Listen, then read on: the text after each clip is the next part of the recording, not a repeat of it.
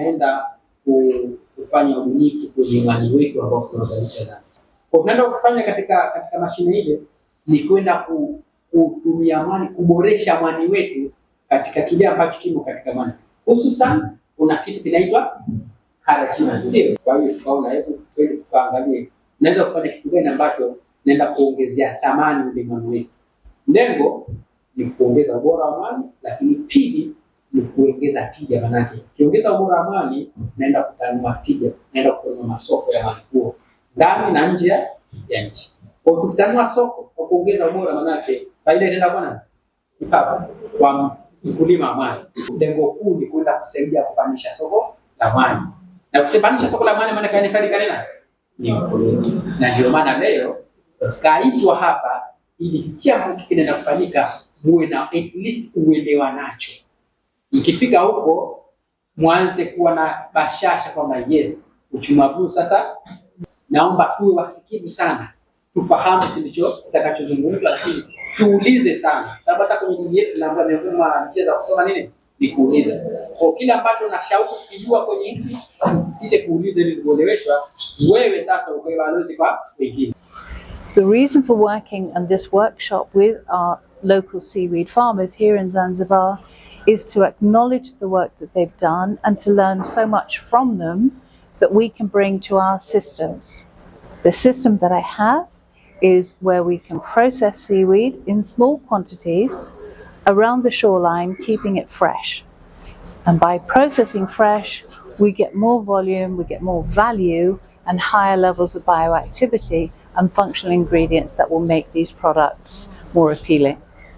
Na tumejikita zaidi kwenye maendeleo ya ufugaji na ukulima wa mazao bahari, na kwenye swala hilo tulianza na utengenezaji wa mpango mkakati wa miaka 13 wa maendeleo ya mazao baharini Zanzibar, lakini katika yale muendelezo wa lile ambalo tulikuwa tunalifanyia kazi kabla ni hii ambayo tumekuja kulifanya sasa hivi. Sasa leo tuko hapa na wakulima wa mwani kutoka maeneo tofauti tofauti ndani ya Zanzibar ili kuhakikisha kwamba tunafanya mazungumzo nao, kuonesha kuna ubunifu mpya ambao tunaweza tukautumia kuweza kuongeza thamani kwenye masuala ya mwani au upatikanaji wa yale madini ambayo yanatumika kutengeza mazao mambo tofauti tofauti, hasa yale yenye ubora mkubwa au yenye thamani kubwa kama vile mambo ya famasia na vipodozi.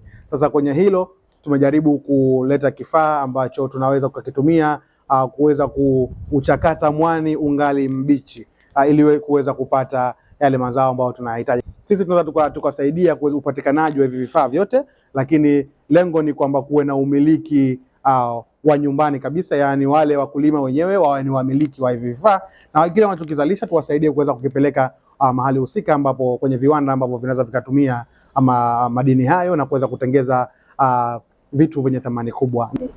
Tunatoa shukurani zote kwa taasisi ya Alga pamoja na taasisi ya Zafiri kwa kutupatia mafunzo ya kujua uelewa wa kuongeza thamani ya zao la mwani, kwa sababu tulikuwa hapo mwanzo hatujui kuwa mwani mbichi una thamani zaidi hata kuliko hata mwani mkavu.